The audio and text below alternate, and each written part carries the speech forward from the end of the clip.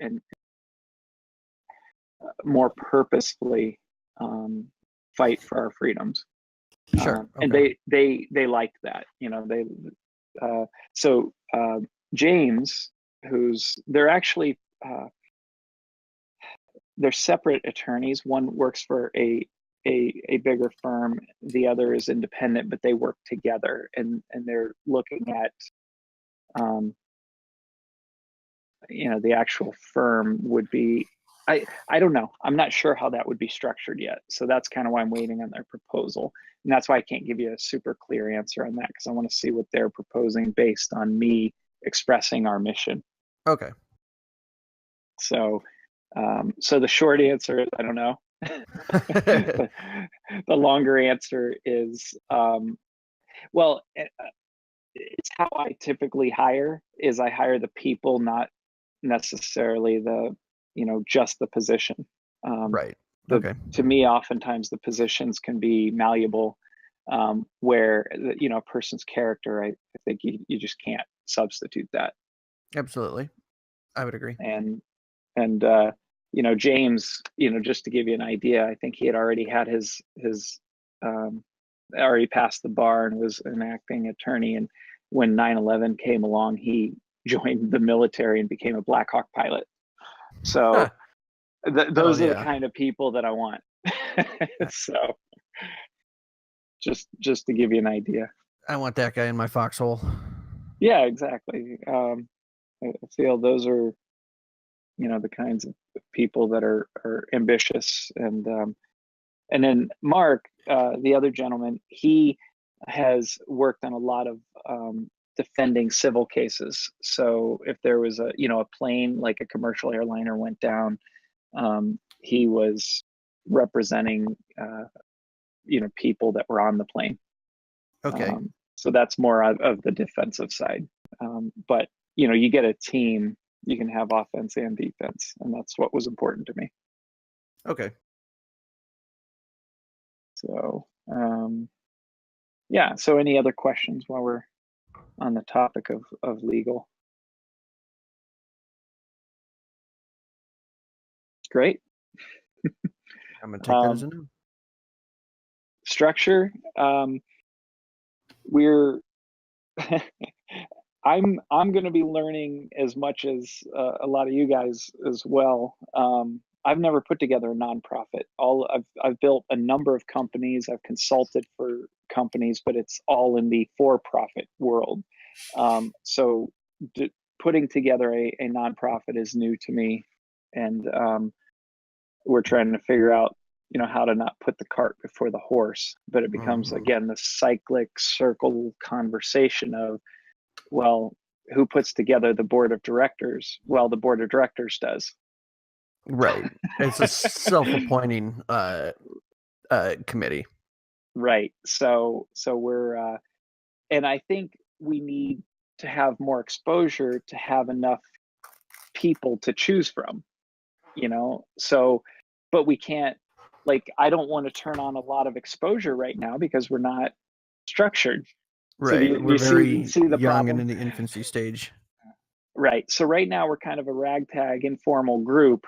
And once, you know, we get the legal structure in place, and we can start putting some of this other stuff in place. Sure. So what we want to do is we want to keep moving forward in any way we can that's not going to get us in a bind or paint us into a corner. And that's why I think research is important. You know, there are things that are happening that I wouldn't have been able to foresee. People are already starting conversations. Zoe, she's already putting together a podcast.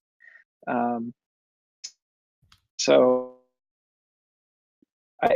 we keep doing that, and just, you know, keep the forward momentum going. And once we get some of this stuff more officiated, we're gonna have a good foundation. The I guess the reason I have a fire under my butt right now over the whole Save Our Skies kind of coalition is the Senate is actually going over the new Reauthorization Act, and essentially that does away with 336.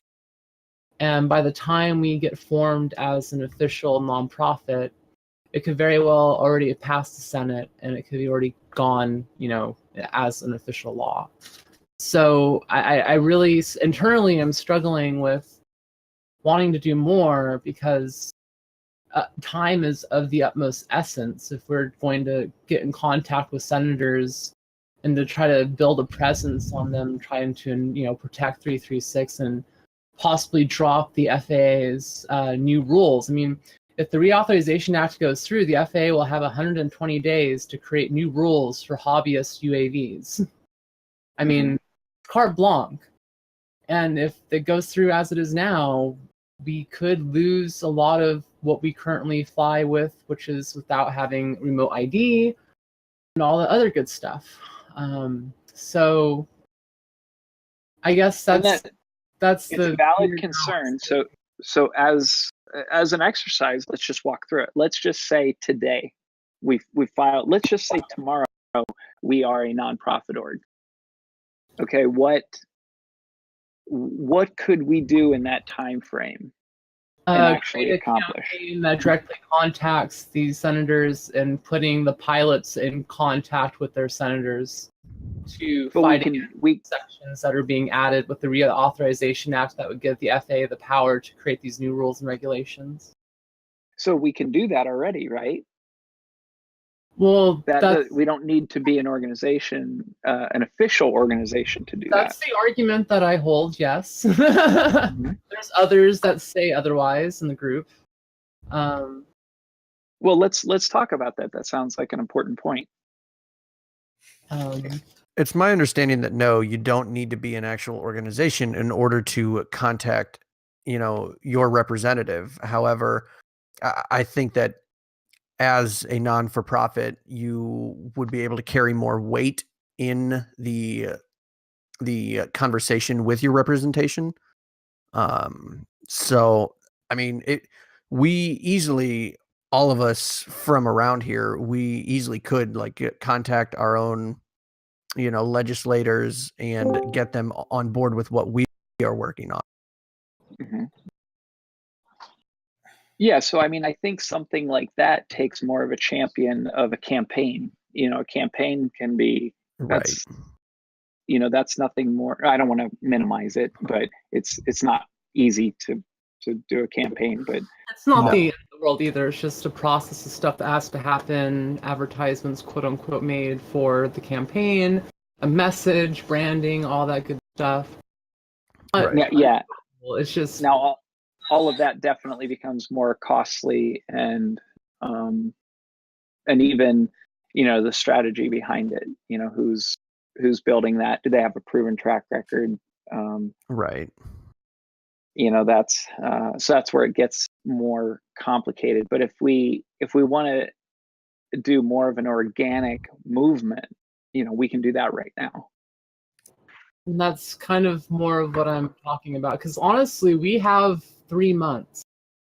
This bill is passing. It's going to happen, and if we don't start, at least getting this out there in the mind space of senators and other people that have the ability to make amendments, then it's going to be written in stone before we're written in stone. And at that point, we're going to be playing a very offensive game, because we're going to have to basically fight back for the rights that we had and lost. Which, tell you from being in other social movements, it's really hard to do that. Yeah. I have a comment too. Go ahead. My name's Dan Lundmark. I'm in LA. But yeah, I was gonna mention that are there other organizations that already have like, I know there's AMA, but also some of the racing groups, like, I don't know, DRL or some of the local ones that have nonprofits, or that we could gather together as part of a coalition, I guess.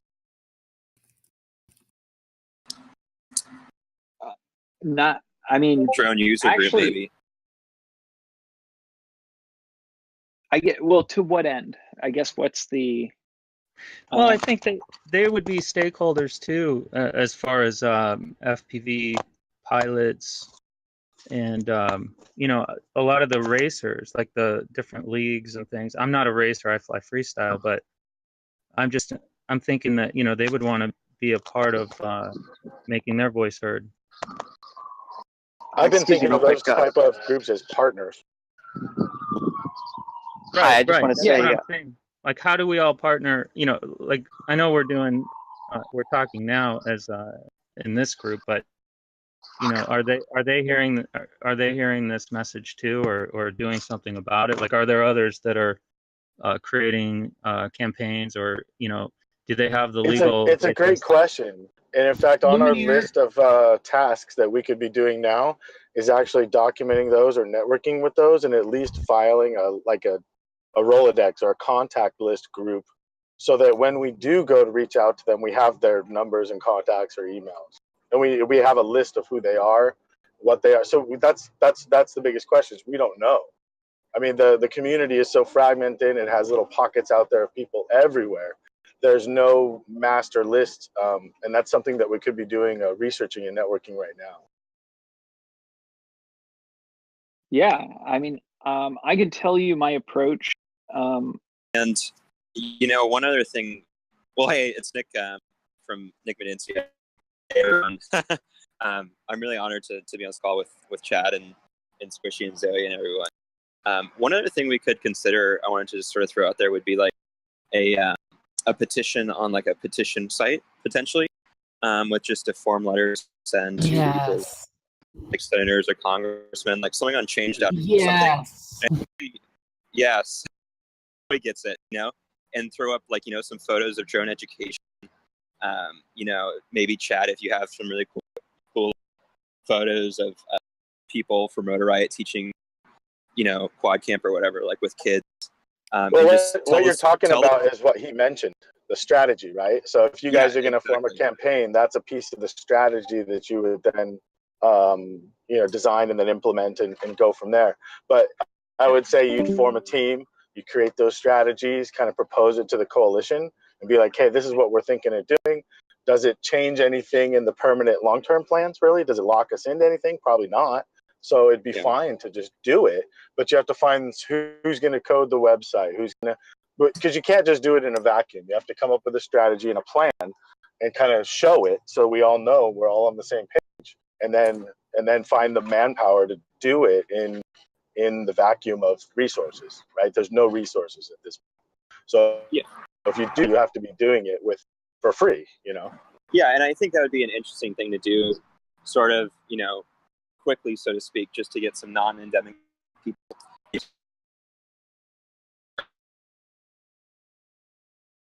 Actually, it reminds me of something that we used to do in the Army called the advanced party.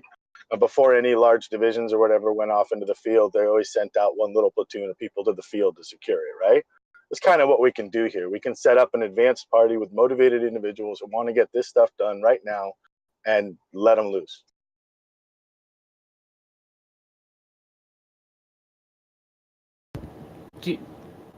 I was going to insert a witty comment, but I don't have anything witty to say.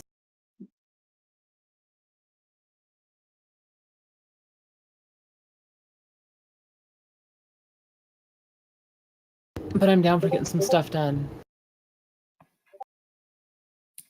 I think creating one of those generic, so if you like created a generic letter to lawmakers, right? You'd have to get somebody to write it, do some wordsmithing, you know, get Chad or whoever else to approve it, and then have somebody code a website that sends it to their corresponding representative. I don't know how easy that is. It doesn't sound easy. So I have a friend, Whoop Tang, who's here in Monterey, and that's his day job.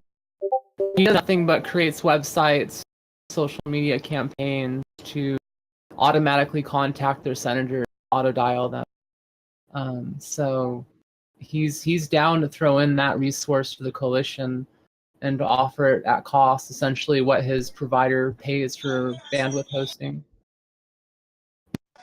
And see, that's where like the nonprofit status comes to be interesting, is because obviously whoever does that could write their time off, you know? Yeah, it definitely helps. The number, so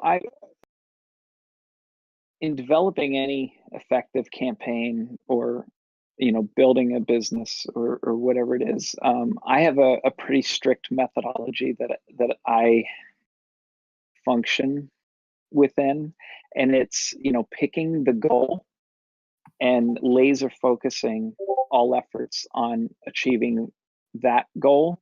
So then that can be leveraged, you know, to the next. Be cautious of, you know, we could say, oh, okay, I know a guy that does a website or can do a website, a guy that can do a logo, and here's a really good writer. Favors to me are like, you know, it's like money. So if you waste those favors, you know, it's or waste the money, it's you're wasting resources. They're great if they have a clear mission that they're accomplishing, which means you got to have that campaign. Who's championing it? You know, the mission, in my opinion, is the removal of 343's Section D, which is stating the remote identification remote piloted aircraft. And then Section 344, which is the which gives the FAA carte blanche to create new rules for hobbyist drone use, which is separate from the hobby drone or hobby aircraft use that is covered in Section 343. So essentially, it creates its own blanket rules for our drones, whereas planes and RC helicopters and the rest of the RC airplanes do not have to play by them. And that rule set especially is going to be created by the FAA, and we have no ability to comment on it. Okay, so the very first step, in my opinion, would be to, propose what we want, get an agreement from the majority of the group of what we want to see happen. And Zoe, you've been closer to this and have had more conversations. What do we want to happen? Well, and this is the biggest thing, is that, in my opinion, it's the removal, especially right now, because I believe they're already removing Section D of 343, which is the remote identification of hobby aircraft. But still they have Section 344, which is the basically replacement of Section 336. Once they get rid of 336, 334 or 334 comes into place, and that is what creates the new rules and regulations for hobby aircraft, especially just our drones. So essentially just removal of Section 344. That's it. Reauthorization Act as is, with Section 344 removed. So is there anybody opposed or in the group that that has expressed they don't feel that's the best solution? The only members expressing any rejection to anything like this are commercial bias. Our networks with the other lobbying groups are the only ones. Okay, so good. So now we've identified what needs done. Okay, now a marketing campaign is one way to combat that. I think before we decide and start running down that path, we gotta say, okay, well, what are the other ways that can be accomplished? And this is where, you know, I want to help direct this energy. I don't expect to be in a position where I'm coming up with these answers. My job is to help facilitate this as the most effective way. You're volunteering to herd the cats. How come? Yes. Right. So I'm going to try very hard not to have a lot of personal opinions, but to run our mission, you know, forward and make sure that that is effective.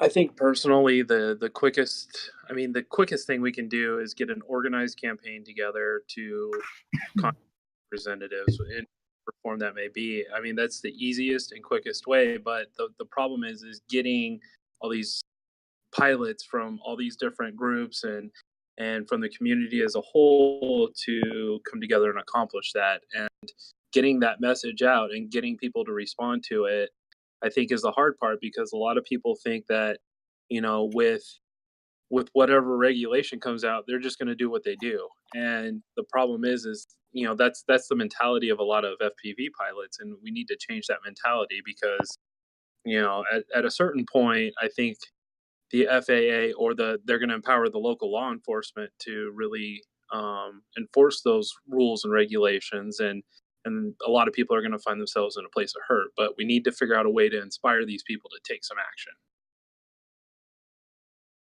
So, Well, can I call that just real quick? Can I call it awareness campaign? Is that the best description of that solution? Absolutely. Education and awareness, definitely. That's definitely in the education arena where we'd be looking inward at the culture and trying to get everybody on board. Okay. What's another solution? Well, I sort of think an interesting solution with a blend of PR and possibly legal here could be lobbying for or giving people a mechanism to respond to the FAA preemption. Or in other words, states, municipal, and tribal governments making, drone laws that they're not permitted to make, such as that drone registration in North Carolina. And I think that could be an interesting, vehicle because it's more or less blatantly illegal right now for these organizations to do. So I think it could be an interesting vehicle. And obviously, being an FPV pilot, we've seen a lot of variance. I've seen a lot of variance in how drone law is imposed here, in Houston. So I think that could be an interesting problem to solve for the community. Okay, no, and that's absolutely a valid solution, an expensive one most likely, but very valid. Chad, is one of your biggest fears about any campaign is really hanging our shingle out before we had a chance to think about hanging our shingle out? Well, yeah, my biggest fear about a campaign is that's what I've done for 20 years. And everyone thinks that it's easier than it is. Campaigns are very, very expensive. And I've worked with so many, my background is video marketing, but which meant I was the video arm to many, many agencies. And what I found are about 9 out of 10 agencies are, I'll just say, a scam. So that means they're better at getting your money from you than actually creating an effective campaign.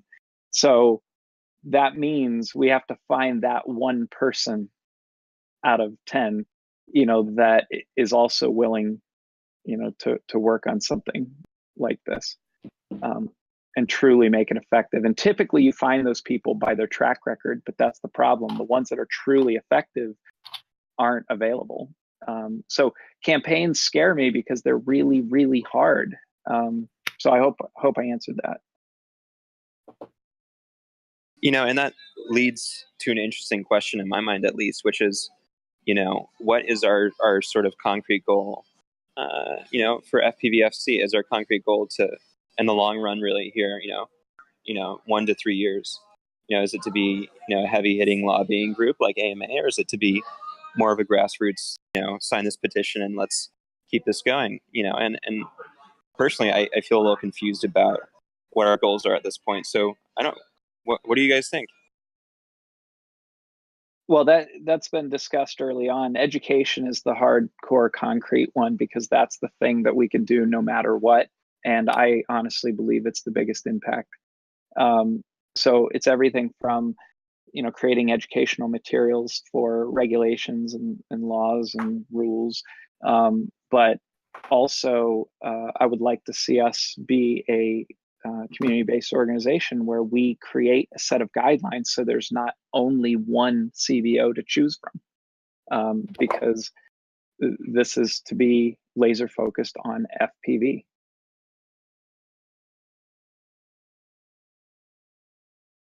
So the confusion comes from there, there's a lot of people already involved in our ragtag group, and they're all going to have something slightly different they want from it. But, I can tell you that from its inception, the the most active members, we've all agreed that education is going to be a very powerful, effective tool, or not just the tool, but the result. It'll help the hobby and the industry grow.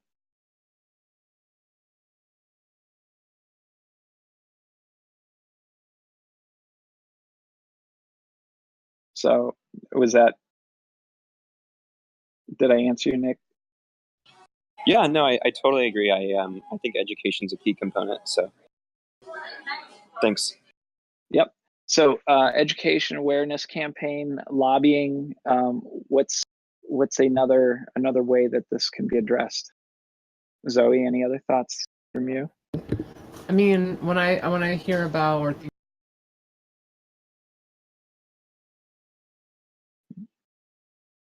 I only have my new reauthorization act. So we're going to be educating for a while, most likely. And my opinion, and the first bit of it, is just on what's going on with the Reauthorization Act and getting pilots to be more known about it. I know there's other organizations that have already started to speak out about Section 336 getting repealed, essentially. And I know I've read articles on Flight Test, on Get FPV, on a few other websites, and the idea of getting that information out there is there. When pilots hear about what's going on, they genuinely care about what's going on. The issue is that information really just hasn't been getting out there as much as it needs to be.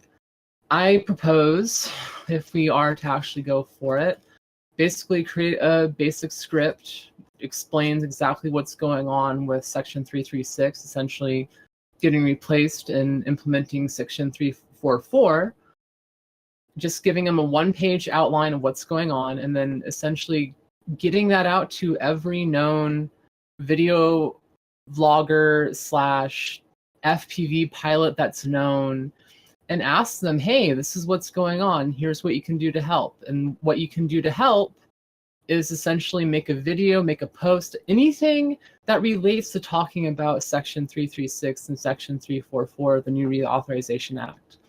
But just getting the message out there, because, and then on top of that, give a call to action at the end of the message, which is click this link to contact your senators, click this link to get, information on who to call, and give these people a very basic script on what they can do to make a difference, because a lot of pilots want to make a difference and they want to be able to actually affect change, but they don't have a pathway that's easily visible to them to do that. So in my opinion, creating that pathway, which is not too difficult, and just promoting that as far and wide as we can, and with little resources, essentially, which is grassroots, going to the pilots, talking about these issues, even going overseas, going to Andy RCs and Bruce and all those, good cats, poking some of the DRL pilots, poking some of the DR1 pilots. I mean, it's a universal issue that affects a lot of us, and I know other countries will take heed of what the United States government's doing, as least policy goes. So, if we start banning or at least crimping down on these hobby drones, then other countries will probably take suit. So I think it behooves everyone to get on that page of protect our skies. And there's ways we can do it. Sorry for being long-winded, but I've been thinking No, about Zoe, that was very well articulated. And I think, yeah, so far, essentially that's another version of the campaign, but you're talking about an organic awareness campaign, which I believe, honestly, that's the most doable right now. And we don't need to, we don't need to be official yet to accomplish this. However, I think I would identify you as the champion because you're the most, you speak the most passionately about this. I would gladly help direct your energy. And what I mean by that is I can help make each step the most effective it can be. And how you do that. Yeah, and how you do that is and I'm going to sound pessimistic towards humanity here for a minute, but I'm not. It's just I'm already pessimistic towards humanity, so go for it. People look at everything or just take it to an extreme and it'll be more effective. But just imagine that people are greedy and selfish and want to know what's in it for them, and they are lazy and they don't want to have to do much. So if you take it to that extreme, then you hit the lowest common denominator and you design something that's highly effective for all people. So what you want to do is you say, well, first off, you want to explain the problem as simply and concisely as possible, which you're doing a pretty good job verbally, but even more so, pretend you're explaining it to a 10-year-old. So one, keep refining that pitch of here's the problem. Then you want to be just as easily and quickly or concisely and quickly, you want to explain the solution. And then you want to explain, by you doing these steps or doing this thing, this is how it benefits you directly. And then give them a treat. It's like a dog, every time they do something, you get a treat. Well, obviously we can't afford to pay everybody a treat, but there can be a creative way of doing that. I don't know what it is, but maybe we go to retailers or manufacturers first and say, hey, if we get people on board to do this, can they get a discount in your store or something like that? And you just start kind of at the top and work the way down as far as manufacturers, influencers, retailers, and get buy-in at the narrow, kind of the heaviest hitters first, and then just start working your way down, but with the design for the lowest common denominator.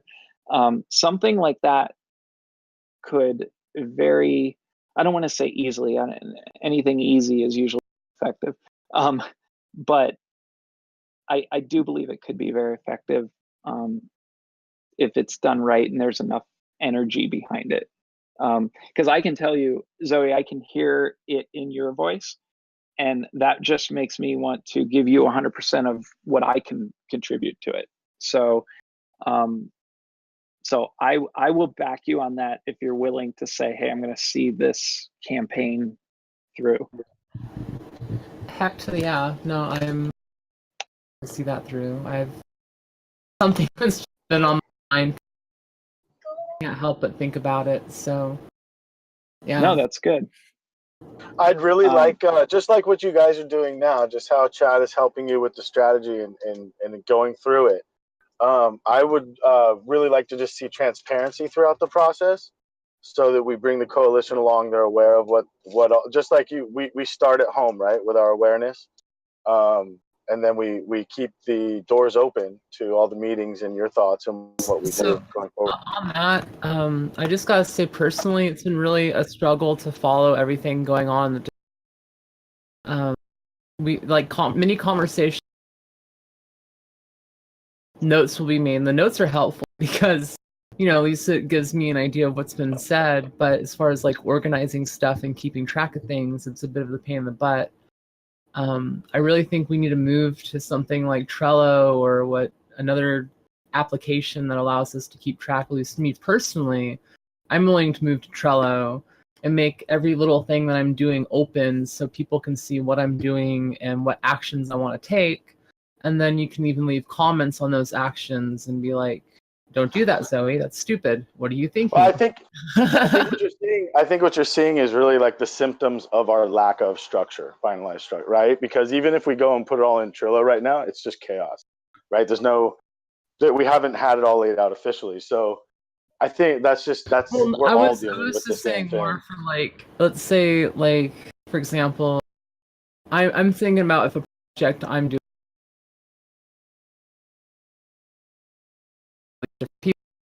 for instance, in Trello, I could one nodule that's just essentially who to contact, which is gathering a list of people to contact. can contribute to that, other people can contribute to that.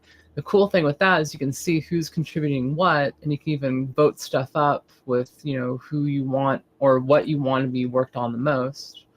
And it just, like, I know personally I can manage projects that way. I've managed other projects using programs like that, so it just inherently makes sense. I use the big ones at work. I use like SharePoint and Oracle. Like we check in and out code and stuff. It's crazy, some of these collaborative apps. But I think a lot of them cost money, like per user sometimes. I think Trello's like pro version, I think costs per user, doesn't it? So like we can't really jump into one of these things until we have a way to pay for it, can we? The Trello one that I'm using is free for multiple.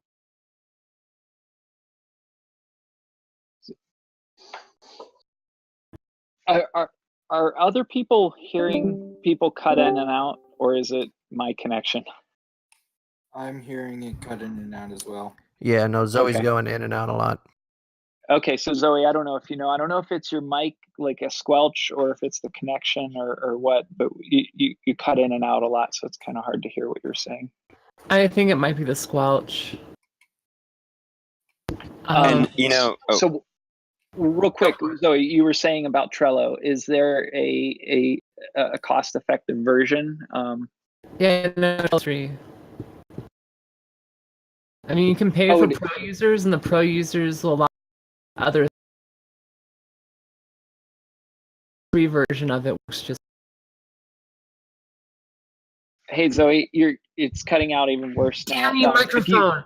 If you watch your icon, you can see it. Yeah. It's cutting in and out. Okay, so now I'm gonna watch my icon while I talk and get used to this. Okay, now that I can think about this, the Trello is free to use. They have a pro version where you can add features, but as far as the free version, it works fine. Have you seen that same page app that we were checking out this week? Because I tried out about 5 of them, including Trello, and then this other one, same page, which was like totally free. But it had all in their totally free one. They had like all the pro features plus more, right? It was pretty crazy, but it was a lot easier for me to use than Trello. I couldn't figure out how to use Trello. And for me, it was different.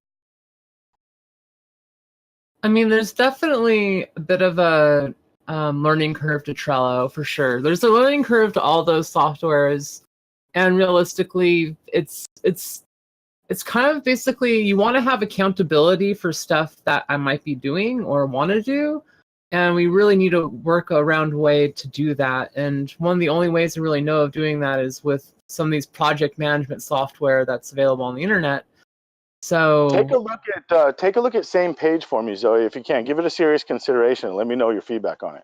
Yeah, I'll poke around with it today. I had never heard of it. Stymie, I guess, found it and showed it to me, and it's actually pretty cool.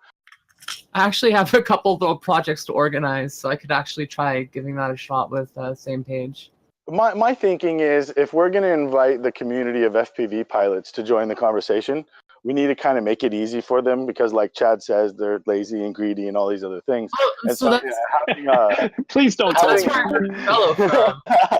No, I won't quote you. I believe that. Trello originally, when I saw it, was used by game companies to allow their fans and players to interact with the developers to vote on features that they wanted added to the game. So companies, structured companies, have been using Trello for a while for community-based management integration. So it's definitely out there. I haven't tried same page. I'm going to give that a shot. But overall thing is what I liked about it was easy. Like I logged into it and I knew what I was looking at. Like I saw how it was divided and where the tasks were and how to upload pictures, and like I knew how to do all that immediately. Super easy. So ideally, let me say something real quick, Zoe. I agree. Like I've been here since the beginning, and I get lost in our notes. Like we've got Google Docs, we have pinned stuff, we have a Facebook group. Like it's just it's really hard, you know, to stay up on everything and find anything. And I more than the actual software, I think we need an individual that is willing to be kind of the admin and say, hey, I'm going to, so it's not bookkeeper. That Yeah, it's not that it's kept right the first time, but there's somebody we can go to and be like, "Hey, this is hard to find," and then they're like, "Okay, well, I'll readjust that and we'll do it this way or something." But somebody owns that responsibility then. I don't know if that person is on this in this voice chat or how we find that person. I can tell you it's not me. Stymie was doing a good job on her first really day. good. Yeah, no, she'd be the one I'd recommend. Okay, She then sort of just naturally did it. Nobody asked her, so it was kind of nice to have somebody that wanted to. Okay, well then maybe we can recruit her. Do you think she would be? I haven't officially met her yet. Do you think she will stay involved and it would be something she would be up for? We'll ask her. We'll find out. All right. Okay, yeah. So let's do that. So, because I can tell you that oftentimes in my own companies, we've chased different solutions and we've used practically all these, not same page, but we even have a Trello account. And what happens is we keep chasing these software solutions when it really comes down to a role. It comes down to somebody needs to own that responsibility. And typically that person I will let choose the tools they want to use because they're ultimately the one responsible for it. So if you guys are on board with that methodology, I think we find the person, and we can do that now. Again, we don't have to have an legal structure in order to make that happen. If we find software and there's a cost, I'm willing to cover certain costs, but not $5 a head for hundreds of people. So let's Sean, Zoe, can you guys help us find that person? If it is Stymie, it'd be great. Yeah, I'll talk to her and see if we can't. It's basically we need somebody to come up with a strategy for how to look at it from a holistic point of view, where we're going to file everything, how we're going to file it, how we'll keep all the information. Well, and I'm even more so than the strategy. I'm more interested in just somebody that's willing to own it, hell or high water. Somebody that says, I will own this responsibility of organizing information. That's going to have to be somebody who's available quite often for everybody too. Well, yeah, probably, but let's just say able to organize the information in a way that's available for everybody. Well, yeah. I mean, if somebody came in once a week and organized everything once a week, it might not be, optimal, but it would help a lot. So, well, like what Josh is doing now, how he's done the three. I think we've done 3 updates, unofficial updates. We try to do them regularly at least. But he's kind of boiled down all the notes, so we threw everything at him, and he's been acting as a scribe, I guess you would say. But he hasn't really taken on any kind of document management at all. So that's right. And I think that's what we're talking about is like document management is probably a good way of putting it.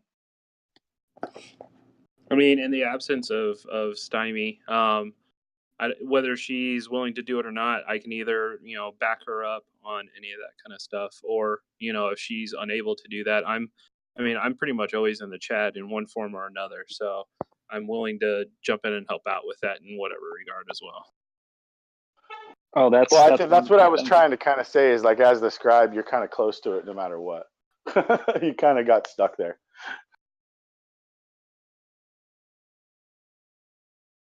Okay, so Zoe, did we complete our thought with you? Where are you at right now in your mind as far as what we've been talking about? That I have some candy in my mouth and speak. I think that cover was out initially because essentially got to get Stymie or someone else on board to do information management. But as far as me moving forward, I'll just create a Google Doc page that is, editable. It allows people to essentially add to or remove what I'm doing, what I'm working on, and kind of organize everything I'm doing in one spot. That way there's oversight on what I'm doing, and you guys can also give me insight. And if I'm also going to change something or do something else, I'll run it by the group before I do that. But for now, until we have an official structure for me to be able to do stuff, I need to be able to organize and move forward, kind of. I'll help you with that, Zoe. That's in the state and in like public workforce, we call them problem statements. So you kind of put together your, you outline the problem basically that you're identifying, and then you propose a solution. But you can put it in a form that everybody sees it and understands exactly what you're doing. That is the plan. All right. Hold on, I'm going back to my notes here. Okay, so I know we've bounced around a little bit, and I have to apologize. I have to go in about 6 minutes. Wow, time flies. But is that a no pun intended, but it's fun.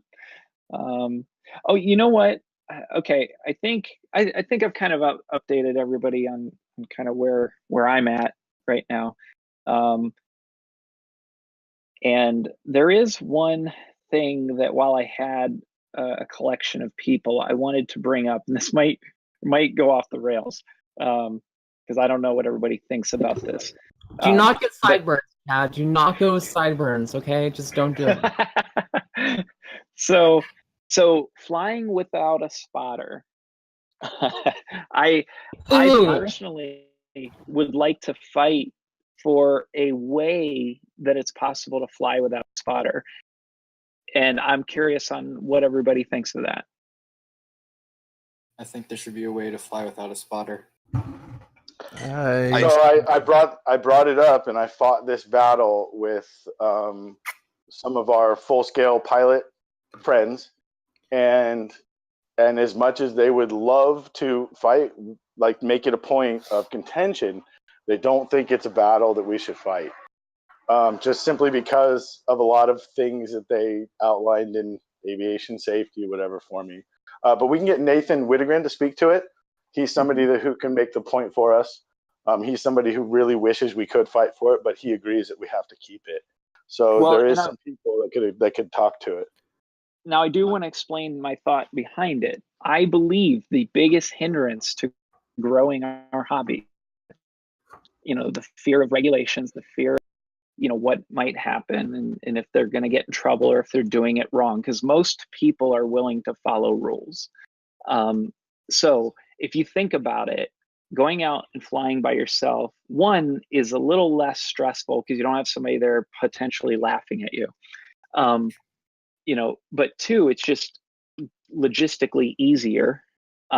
So I do believe that one piece can be hindering our hobby probably at a higher percentage than anything, because most new people are thinking, oh, who am I going to get, to go out with me every time I want to fly? So that's my thought process behind it. Currently most people most likely are going out, probably their first time and flying alone. But then there's going to be a lot of people that aren't even going to be willing because they're afraid they're breaking a rule. I mean, so that's my reasoning behind it. You could argue that in FPV we have better wish. Oh, Zoe, we lost you again. Let me just look into the microphone, press it a little bit. Okay, there we go.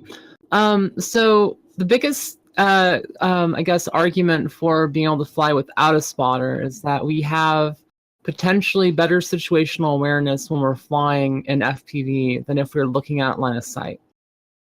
Just from the mere fact that we see the machine from the machine's point of view, we see what's coming up on the machine from its point of view, and we don't have to worry about depth perception or anything else getting in the way of us being able to tell what's going on with the machine.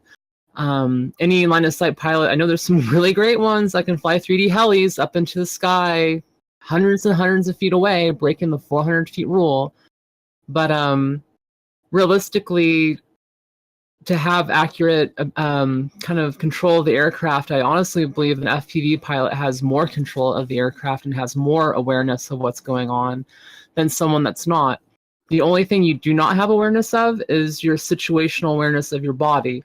I think it's a bit, especially in the parks around where I live, there's only one park where I'd feel comfortable actually flying without anybody. And pending that, I think it's kind of a safety thing to have someone there with you flying. Yeah, and I think there's absolutely a lot of variables. I guess what I'm talking about is more the principle around it, because I'm not saying fly, that people should be able to fly alone anywhere, anytime, with anything. I'm saying that for a newcomer, I'm purely looking at growing the hobby. I'm saying if somebody new wants to get into this, what is the most inviting path for them? Well, maybe there's like a middle ground. We could have the rules stating that if there's nobody within 200 feet of the pilot can fly within 100 feet of themselves without a spotter. Well, I think like what you could do, honestly, for that, like what we could lobby for in terms of having a spotter is just try to have a weight limit on at what point you need a spotter if you're flying FPV, and possibly set that weight limit to where maybe if you're flying above a 5-inch quad, so 6-inch to X class, you need a spotter, which honestly makes a little bit more sense. That essentially exists right now with the weight class of 250. Yeah, but that I mean 250, it's the lower limit that I think what I would like to see us go for. I like the 5-pound line myself. I never see it identified, but 5 pounds I think is. This is where I differ. I think the 100-gram quadcopter should be the limit as a toy, because at 250 grams, I can get a 250-gram quad up to 90 miles an hour and screw your day up real good. But a 100-gram quadcopter, no matter what happens, that thing is most likely not going to cause anything to go wrong. I mean, I've flown my 100-gram setups into myself and other people, and they laugh it off. So it sounds like there's really I'm thinking of 3 different aspects to this conversation. Really, the first one is the one that Chad brought up, right? It's a real holistic view. He's looking at it like this is a hindrance to industrial growth, right? And for beginners and things like that. But it doesn't necessarily take into consideration the safety conversation you guys are having, nor does it take into consideration what the FAA is actually thinking, right? So the FAA is thinking on this subject a certain way, and they may be thinking that there's no way that you're never going to do FPV without a spotter because you situational awareness for unexpected things, right? So we really got to think about what leeway do we actually have with them. I mean, if there's no leeway here at all, then there's no way to trace Chad's point to actually fight it. Does that make sense?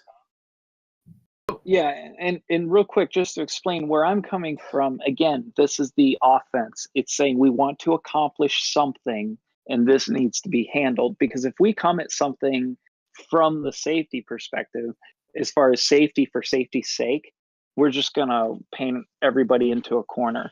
But if we say, hey, think about cars. When cars were first invented, they thought everybody was going to die, and, yeah.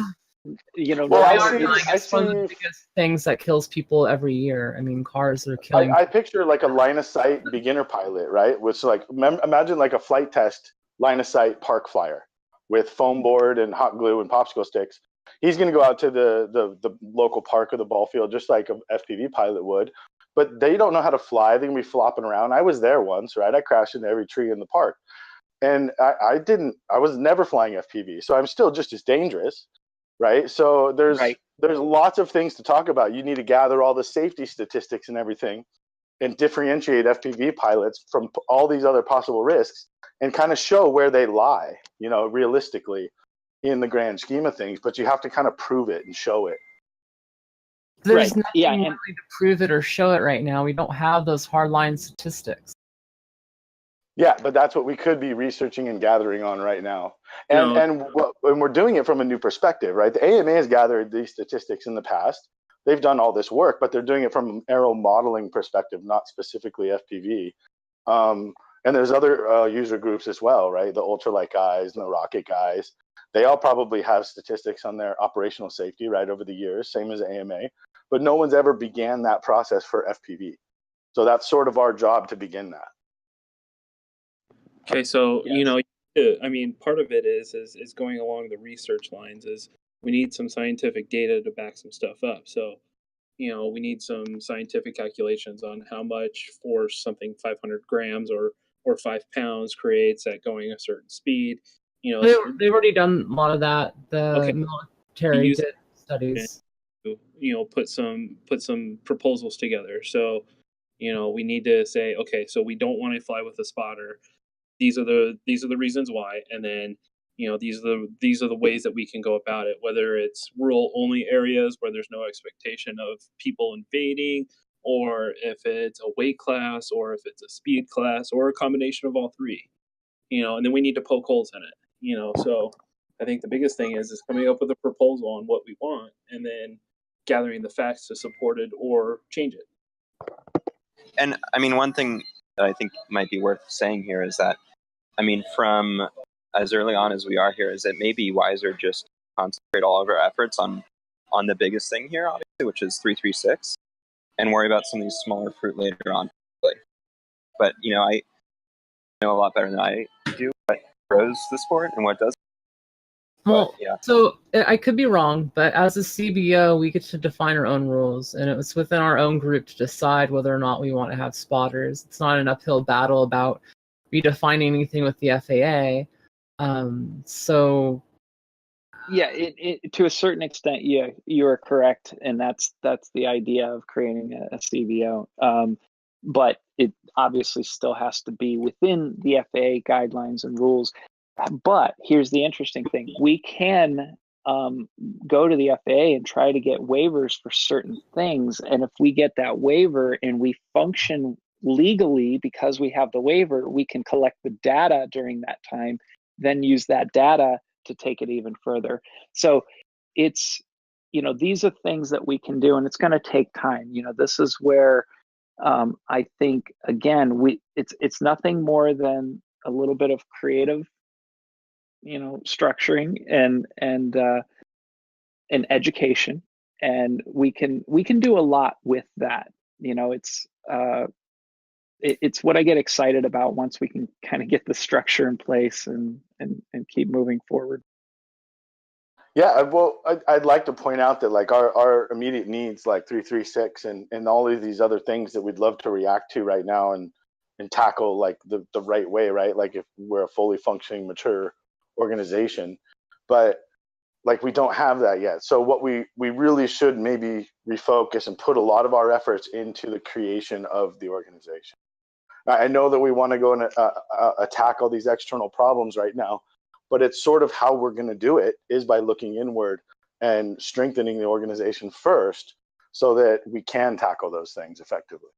So Sean, that's very well put. And I do agree to some extent, but I also, if Zoe's like really, hot on this and feels like she can make a difference, what I'm saying is my time right now, I'm telling you, is going towards legal and getting this foundation in place. Now, if in my ancillary time or whatever resources I have access to, I can support somebody like Zoe, moving forward on something, I will. So we can move those in parallel, but my personal time is going to go to the foundation of this.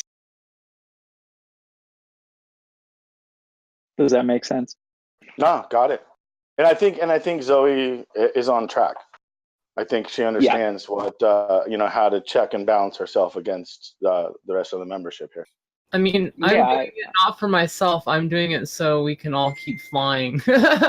Like, no, absolutely. That's the thing. There's multiple things that we can all do to contribute to that. We're all good at different things, and everybody like may find themselves up to bat at different points in time, and if you're ready to go and what if you see that you can be effective now, then we need to do it. Right. So I'm past my deadline here. I already missed my call, so I got to get going, guys. But thank you so much, and I look forward to this. So and I like this kind of informal conversation right now because I think there's still a lot of feeling out of getting to know one another and starting to. It's stuff we can do right now while we are informal. So. So thank you, everyone. Thanks, Awesome. Chad. Thanks so much, Chad. All right, we'll talk next week. We'll try to get another time locked down here. Okay. All right, thanks. See you, Chad. Thank you. Bye. Thanks, everybody. So, I want Zoe, before you go, feel free to schedule your own meetings if you want to gather some minds together and do your own stuff in here. People are free to schedule meetings and drop in this thing in whenever they want to. So we don't just always have to wait for Chad. I am 100% down. I've got plans that I want to include everyone on, and just essentially stuff that we can do now to hopefully get the ball rolling so that we have a chance at saving 336. Because Hell yeah. the more I research it and the more I look into it, the more we are on time when it comes to actually having any chance of affecting it before it passes the Senate. Oh yeah. In reality, we should have got started on this about a year and a half ago. Oh yeah, no. Oh, yeah. Like we're months late to affecting change on 336 right now. We're like way behind the ball. And and you know what? And we should acknowledge it, and that's okay. And if it happens and we fail utterly on that particular battle, then we suck it up and we drive on to the next one. But we still move forward with what we're doing. Right, and the part of that, those people that will get educated by 336 and the rights that they have now and potentially might lose, those people will then be even more so wanting to protect their rights in the future when the organization's more solidified, and we might have to fight that uphill battle to get more rights back in the hands of us as pilots. So it'll be our crucifixion. kind of. I have to nail myself up to a post to save this fucking hobby, so be it. I'll set mine up right next to you, Zoe. Hey, instead of using a I post, got you you. can just use like an X rig. Hell yeah. Oh my god, yes. A 1200 millimeter beast. And we can use giant carbon fiber splinters. Oh jeez. Yes. I have the image in my head, and I want to. It's I a kinda wonderful wanna see image. Photo. I kind of want to see someone do a rendition of Who's me good at on the Photoshop? cross with an X-Class rig. But anyways. I got some Photoshop skills. I got you, Zoe. I'm thinking you should do that. I got you. I'll find a video. I think I know that there's a video of you kind of like holding your arms up, and I can get a photo of an X-Class rig, and then you maybe watch like the Passion of the Christ and get a screenshot of that. I got And then you. you could, I'm not saying you should do this, but what you could do is you could Photoshop like an FAA logo on the Roman's head. Oh my god, yes. All right, let's not piss off all the believers this week. So on that note, though, like I honestly think education-wise, we have to be able to make everything memeable. If we can't make it memeable, we're not going to be able to make it memorable for people to actually get behind and support. If you want it memorable, you make it memeable. I mean, That's true. it's stupid, but it's the new No, generation. it's not. That's the thing. Is it's not. Kids these days, like, they just, they remember things that are memes. Mm-hmm.